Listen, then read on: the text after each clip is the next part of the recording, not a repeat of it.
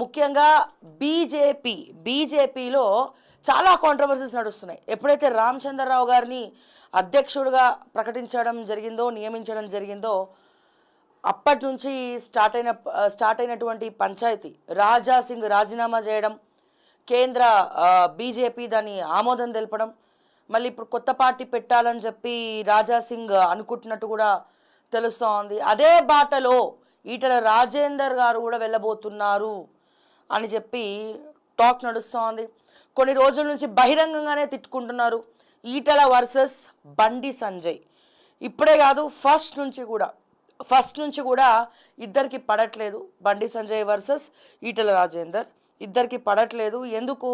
హుజరాబాద్ ఎన్నికల్లో ఎప్పుడైతే ఈటల రాజేందర్ బీజేపీలోకి వచ్చి హుజరాబాద్ ఎన్నికలప్పుడు బండి సంజయ్ కూడా ఈటల రాజేందర్ కోసం కష్టపడ్డాడు. బండి సంజయ్ గారు కూడా ఈటల రాజేందర్ గారి కోసము ప్రచారం చేసిండ్రు, అన్నీ చేసిండ్రు. తర్వాత ఈటల రాజేందర్ గెలిచిండు బంపర్ మెజారిటీ తోటి బై ఎలక్షన్స్లో. ఆ తర్వాత ఎక్కడ చెడింది వీళ్ళకి? ఎక్కడి నుంచి పంచాయతీ ఎక్కడి వరకు వచ్చింది అంటే ఇక సేమ్ బీసీ అవ్వడము, ఒకటే నియోజకవర్గం అవ్వడము. మీరు చూసినట్టయితే కరీంనగర్ ఎంపీ ఎవరు? బండి సంజయ్ గారు. ఈ హుజురాబాద్ నియోజకవర్గం ఎంపీ స్థానాలు ఏదొస్తుంది? హుజురాబాద్. సో అట్లా వీళ్ళది ఏమైపోయిందంటే ఈగో అయిపోయింది. ఇక్కడ ఈగోస్ తప్ప ఏం లేవు. నేను గొప్ప అంటే నేను గొప్ప, నేను గొప్ప అంటే నేను గొప్ప, నేను గొప్ప అంటే నేను గొప్ప. మునూరు కాపు వర్సెస్ ముదిరాజ్. ఈటల రాజేందర్ గారు ముదిరాజు, కానీ ఆ ముదిరాజ్ కార్డు పాలిటిక్స్లోనే వాడతారు తప్ప ఫ్యామిలీ మెంబర్స్లో ఆ కార్డు ఉండదు. ఈటల రాజేందర్ గారు ఏమో ముదిరాజు, కానీ వాళ్ళ పిల్లల పెళ్ళిళ్ళ కార్డ్స్ దగ్గర నుంచి ప్రతి కార్డులో రెడ్డి అని ఉంటుంది. ఇక్కడ ఈయనేమో బండి సంజయ్ గారేమో మునూరు కాపు. సో ఇప్పుడు ఒకటే నియోజకవర్గము, ఎంపీ స్థానాలు 7 స్థానాలు హుజురాబాద్ కూడా రావడము. సో ఇక్కడ వాళ్ళకి ఈటల రాజేందర్ గారు మల్కాజ్గిరి నుంచి మొన్న గెలిచినారు. కానీ అదే ఈటల రాజేందర్ గారు హుజురాబాద్ నుంచి గెలిచుంటే, హుజురాబాద్ కరీంనగర్ ఎంపీగా ఆయన టికెట్ దక్కుంటే, ఆయన అన్నిటికంటే ముఖ్యమైనటువంటి స్థానం ఏదైనది native place Karimnagar, Huzurabad. So ఇట్లా అక్కడ ఈగో ఇష్యూస్ వీళ్ళకి పడట్లేదు. ప్లస్ సేమ్ ఒకటే బీసీ కార్డ్, బీసీ రిజర్వేషన్లు ఎందుకయ్యా? వీళ్ళందరూ ఐకమత్యంతో ఉంటేనేమో ఒకలాగుంటుంది. కేవలం రాజకీయాల కోసం ఎవరిది వాళ్ళు కుట్రలు. ఇప్పుడు ఆ బీసీ రిజర్వేషన్లో మళ్ళా వీళ్ళు కొట్టుకోవడం, అరే మా కులం గొప్ప, మీ కులం గొప్ప, మాకు ఇన్ని సీట్లు ఉండాలి, మీకు ఇన్ని సీట్లు ఉండాలి అని చెప్పి ఇబ్బంది పడతారు. సరే, ఇవన్నీ కూడా మనం కాసేపు పక్కన పెడదాం. ఇప్పుడు ఏమైపోయింది ఇక్కడ ఏది చూసినా ఇంటర్నల్ ఇష్యూసు. కేంద్ర మంత్రి పదవి ఈటల రాజేందర్ ప్రయత్నించిండు. కేంద్ర మంత్రి పదవి ప్రయత్నించినప్పటికీ విఫలమైపోయింది, రాలే. అధ్యక్ష పదవి ప్రయత్నించిండు, రాలే. ఎవరి వల్ల రాలేదని ఈటల రాజేందర్ గారి ఫీలింగు? బండి సంజయ్ వల్ల రాలేదు, కుట్రలు చేస్తున్నాడు, నల్లి కుట్లోడు. మొన్ననే తిట్టిండు కదా, వీడియో బాగా వైరల్ అవుతుంది. అది ఎవరిని ఉద్దేశించి తిట్టిండు? బిడ్డ నా జోలికి వస్తే అని చెప్పి స్టార్ట్ చేసిండు. బిడ్డ నా జోలికి వస్తే అని చెప్పి స్టార్ట్ చేసిండు. ఎక్కడ చెడింది వీళ్ళకి? ఎందుకు పడట్లే? ఒకటే రిజర్వేషన్ అంటే బీసీ కార్డు. రేపటి రోజున ఇద్దరు కూడా అధ్యక్ష రేస్లో ఉన్న వాళ్ళే. బండి సంజయ్, ఈటలకి అధ్యక్ష పదవి ఇస్తే బండి సంజయ్కి ఇవ్వరు, బండి సంజయ్కి అధ్యక్ష పదవి ఇస్తే ఈటలకి ఇవ్వరు. మరి ఎందుకు వీళ్ళ గొడవ?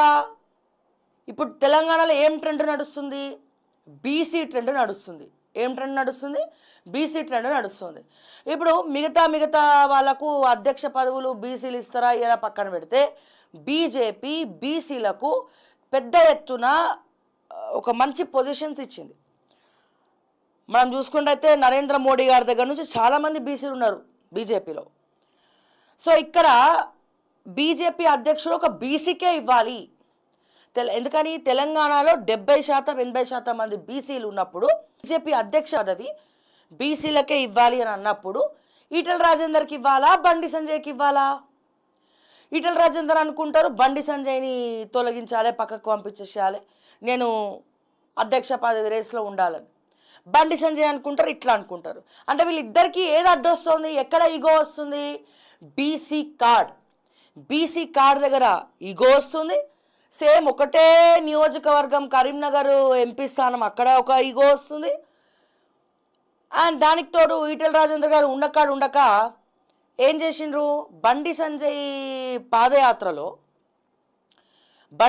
పాదయాత్రలో మొన్న ఎంపీ ఎలక్షన్స్కి ముందు జరిగినటువంటి పాదయాత్రలో హుజురాబాద్లో బీజేపీ కార్యకర్తలు ఎవరైతే ఉన్నారో ఆ కార్యకర్తలకి కానీ వాళ్ళకి కానీ మీరు బండి సంజయ్ పాదయాత్ర హుజురాబాద్ నుంచి పోతే గనక మీరు పార్టిసిపేట్ చేయొద్దు, మీరు బండి సంజయ్ పాదయాత్రలో మీరు పార్టిసిపేట్ చేయొద్దు. మీ అందరికి కూడా తెలుసు, నేను ఫస్ట్ నుంచి ఏ లీడరు ఏ పార్టీ ఏది కాదు, నేను కుండ బద్దలు కొట్టినట్టు ఏదైనా నేను మాట్లాడతాను. సో మీరు ఏది కూడా ఇది చేయొద్దు అని చెప్పి ఎవరు అన్నారు, ఈటెల రాజేందర్ గారు స్వయాన ఆయన పాదయాత్రలో, బండి సంజయ్ గారి పాదయాత్రలో ఈటెల రాజేందర్ గారు చెప్పినటువంటి విషయం ఏంటి ఆయన క్యాడర్కి అంటే, బండి సంజయ్ హుజురాబాద్ నుంచి వెళ్తూ ఉంటే మీరు గనక బండి సంజయ్ పాదయాత్రలో మీరు ఇన్వాల్వ్ అవ్వద్దు, మీరెవరు కూడా నా అనుచరులుగా బీజేపీ కార్యకర్తలు, హుజురాబాద్ బీజేపీ కార్యకర్తలు ఎవరైతే ఉన్నారో మీరెవరు కూడా బండి సంజయ్కి మద్దతు తెలపద్దు అని చెప్పింది ఎవరు, ఈటెల రాజేందర్ గారు. డైరెక్ట్గా ఈటెల రాజేందర్ గారు చెప్పారా, లేకపోతే ఆయన అనుచరులు చెప్పారా, అనుచరులతో చెప్పించారా, సెకండరీ. కానీ ఇది చేసింది మాత్రం ఈటెల రాజేందర్ గారు. అంతెందుకండి, బండి సంజయ్ గారు అధ్యక్ష పదవిలో ఉన్నప్పుడు, గత ప్రభుత్వ హయాంలో అధ్యక్షుడుగా ఉన్నప్పుడు బండి సంజయ్ని గనక మీరు అధ్యక్ష పదవి నుంచి తొలగించకపోతే నేను రాజీనామా చేస్తా అని చెప్పింది ఎవరు, స్వయాన ఇదే ఈటెల రాజేందర్ గారు. స్వయాన ఇదే ఈటెల రాజేందర్ గారు నేను రాజీనామా చేస్తా మీరు కనుక అధ్యక్ష పదవి ఇవ్వకపోతే. ఎక్కడ జరిగింది వీళ్ళకి ఏం ఇష్యూస్, ఇగో ఇష్యూస్. దేనికా ఇగో, బండి సంజయ్ ఉంటే అధ్యక్ష పదవి ఈటెల రాజేందర్కి రాదు, ఈటెల రాజేందర్ ఉంటే అధ్యక్ష పదవి ఒకటే బీసీకి వస్తుంది. ఇక ఏం చేయాలి, ఇక అరే వీళ్ళు కొట్టుకుంటున్నారు, ఇక బండి సంజయ్కి ఇవ్వద్దు అధ్యక్ష పదవి నెక్స్ట్ టైము, ఈటెల రాజేందర్కి ఇవ్వద్దు నెక్స్ట్ టైము, ఇక ధర్మపురి అరవింద్ గారిని సీన్లోకి తీసుకురావాలి. ఇక బీజేపీలో బీసీలు అంటే బండి సంజయ్ ఈటెల రాజేందరే ఉన్నారా, ధర్మపురి అరవింద్ గారు లేరా బీసీకి ఇవ్వాల్సి వస్తే? ధర్మపురి అరవింద్ గారు ఉన్నారు కదా, ఆయనకి ఏం తక్కువ ఆస్తులు ఉన్నాయి, మంచి పార్ట్నర్షిప్లు ఉన్నాయి, ఖర్చు పెట్టుకుంటాడు, ఏమన్నా వేసుకుంటాడు. ఇప్పుడు వీళ్ళు ఈటెల రాజేందర్ ఒక పైసా తీయడు, బండి సంజయ్ గారు తీయరు, ఈటెల రాజేందర్ గారు తీయరు, మరి అరవింద్ గారు తీస్తారో లేదో తెలియదు. తీయడం అంటే ఏంది, కార్యకర్తలు ఈ రోజున బీజేపీకి ఉన్న లోటేందో చెప్పాలనా, వీళ్ళు పైసలు పుక్కట్ల సంపాదించుకుంటుండ్రు. ఒక్కటంటే ఒక కార్యకర్తకు కూడా డబ్బులు ఇవ్వలే బీజేపీ. పార్టీ హైకమాండ్ పంపిస్తుంది, పార్టీ ఫండ్ ఉంటుంది కదా, పార్టీ ఫండ్లకు వెళ్ళి కార్యకర్తలు వాళ్ళ సొంత బండ్లో పెట్రోల్ వేసుకొని వాళ్ళు సొంతంగా తిరుగుతారండి. ఒక్క రూపాయి కూడా ఇవ్వలే. అన్ని ప్రూఫ్స్ ఉన్నాయి. కార్యకర్తల బాధ, మనోవేదన ఈ రోజున బీజేపీ కార్యకర్తల మనోవేదన. ఒక్క రూపాయి అంటే ఒక్క రూపాయి తీయరు వీళ్ళు జేబులోకి వెళ్ళి. బిల్డింగ్లు వీళ్ళు ఏం దందాలు చేయండి, ఆస్తులు ఎడికెళ్ళి పెంచుతున్నారు చెప్పండి ఒక మాట. బీఆర్ఎస్ అవినీతి పార్టీ, ఇప్పుడు కాంగ్రెస్ అవినీతి పార్టీ, మరి బీజేపీ సరిగా మిగిలింది ఏంద్ర నాయన. బీజేపీ వైపు కొంచెం చూద్దామంటే ఈడ బీసీలు కొట్టుకోవడం, అందరు కొట్టుకోవడము, కార్యకర్తల్ని పట్టించుకోరు. ఇప్పుడు రామచంద్రరావు గారిని తీసుకొచ్చి కూర్చోబెట్టినారు. ఆయన ఇస్తాడా పైసలు క్యాడర్కి, కార్యకర్తలకి? కార్యకర్తలతో మీటింగ్ పెట్టిండా కొత్త అధ్యక్షుడు? వాళ్ళ సొంత డబ్బులు, నేను చెప్పేది వాళ్ళ సొంత డబ్బులు జేబులకు వెళ్ళి పెట్టుకుంటున్నారు. దేనికోసం? నరేంద్ర మోదీ కోసం, బీజేపీ పార్టీ కోసం, హిందూయిజం ముందరికెళ్ళడం కోసం. కార్యకర్తలు మీ గొప్ప ఏందయ్యా, కార్యకర్తలు ఏంది? బండి సంజయ్ ఎక్కడికి వెళ్ళి వచ్చిండు, ఎక్కడికి వెళ్ళి గెలిచిండు ఒక కార్పొరేటర్ నుంచి ఇక్కడ వరకు. అదే కార్యకర్తలు ఏంది? ఈటెల రాజేందర్ ఎట్లా గెలిచిండు ఎంపీ స్థానము బీజేపీలో హుజురాబాద్ అప్పుడు వీళ్ళందరే కదా గెలిపించింది. అసలు పార్టీలకు పిలిచింది ఎవరు? అధ్యక్షుడు ఉన్నప్పుడు ఈటెల రాజేందర్ని ఎవరు పిలిచిండ్రు? బండి సంజయ్.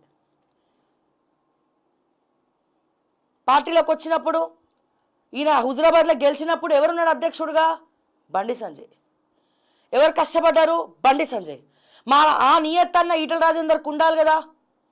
అరే మరి పార్టీలోకి వచ్చినప్పుడు మొత్తం వీళ్ళు గ్రౌండ్లో తిరిగిండ్రు, లక్ష్మణ్ గారు కానీ వీళ్ళందరూ నాకు సపోర్ట్గా ఉన్నారు, మొత్తం అక్కడనే పడుకొని నన్ను గెలిపించేదాకా నిద్రపోలే, బస్తీ మీద సవాల్గా తీసుకున్నారు అని చెప్పి ఈయన తగ్గలేదు, ఈటల రాజేందర్ గారు తగ్గలే. ఇంకా ఇంకా బండి సంజయ్ పాదయాత్రకు పోవద్దు, అక్కడ పోవద్దు, ఇక్కడ పోవద్దు, ఇక్కడ పోవద్దు, అక్కడ చేయొద్దు, ఏం చేయొద్దు అని చెప్పి బండి సంజయ్ గారు కుంపటి.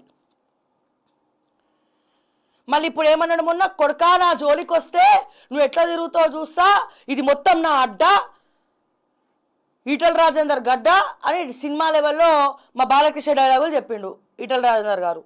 అంతకుముందు ఎప్పుడు ఎక్కువ వాక్చాతుర్యం, ఎప్పుడు ఎక్కువ మాట్లాడలే. ఎవరన్నా డైరెక్ట్గా ఈసారి బండి సంజయ్ గారినే అన్నది, డైరెక్ట్ అందరికీ తెలుసు అది బండి సంజయ్నే, ఓపెన్ ఛాలెంజ్ బండి సంజయ్నే అంటున్నాడని. ఎట్లా తిరుగుతావు, ఏం చేస్తావు మాకు అంతా తెలుసు, మీకంటే ముందు నేను ఎప్పటి నుంచో ఉన్నా, 7 సార్లు ఉన్నా, అది చేసినా ఇది చేసినా ఇది చేసినా అని చరిత్ర చెప్పు, ఇప్పుడేం చేస్తున్నావు అది చెప్పు.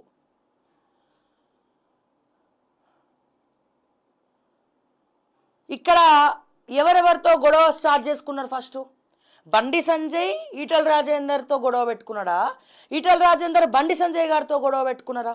ఎవరెవరితో గొడవ పెట్టుకున్నారు, ఎవరెవరితో గొడవ పెట్టుకున్నారు, ఎక్కడి నుంచి ఎక్కడ స్టార్ట్ అయింది? అసలు అధ్యక్ష పదవి పోవడానికి కారణం ఈటల రాజేందర్ కదా. 3 పోయినారు నరేంద్ర మోడీ దగ్గరికి, వాళ్ళందరినీ రెచ్చగొట్టి ఇచ్చేసి అక్కడ తీసుకుపోయి మంచి కార్పొరేషన్స్ అన్ని గెలిపించుకున్న టైంలో, బీజేపీ గ్రాఫ్ పెరిగే టైంలో బండి సంజయ్ని పీకి పాకం పెట్టమని చెప్పింది ఎవరు? బండి సంజయ్ ఉంటే నేను రాజీనామా చేస్తా అని చెప్పింది ఎవరు? ఇవన్నీ కూడా మనం గుర్తుపెట్టుకోవాలా. సరే ఇక్కడ శ్రావ్య ఎవరికి సపోర్ట్ రానంటే నేను ఎవరికి సపోర్ట్ కాదు, బట్ ఫ్యాక్ట్స్ ఏం జరుగుతుంది ఇక్కడ, ఎవ్వరు సుధపూసలు కాదు బీజేపీలో. ఒక్కరు చెప్పండి, కార్యకర్తల కోసం పనిచేసేటువంటి ఒక బీజేపీ లీడర్ని చూపించండి తెలంగాణలో. ఈ రోజున రాజాసింగ్ రాజీనామా చేసిండంటే బరాబర్ చేస్తాడండి రాజీనామా. ఏముంది బీజేపీలో తెలంగాణలో? పవర్ఫుల్ పార్టీయా? కేంద్రంలో అంటే ఒప్పుకుంటాము. యోగి ఆదిత్యనాథ్, నరేంద్ర మోదీ, అమిత్ షా, వాళ్ళకి చేతులెత్తి మొక్కుతాం. తెలంగాణ లీడర్లో ఏం పాడైందని మొక్కాలి చేతులెత్తి?